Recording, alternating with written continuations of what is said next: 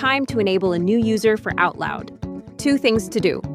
Assign them a license, then give them the right permission set. In Setup, open Installed Packages and click Manage Licenses next to Outloud.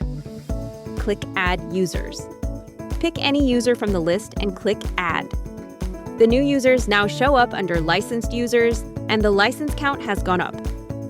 If all your licenses are taken, the Add Users button is grayed out.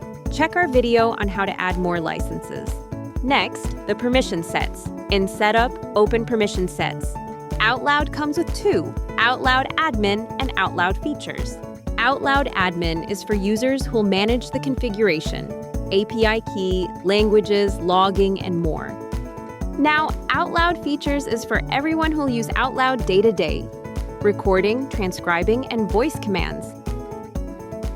And that's it. Users have a license and the right permissions. Outloud is ready for them to use.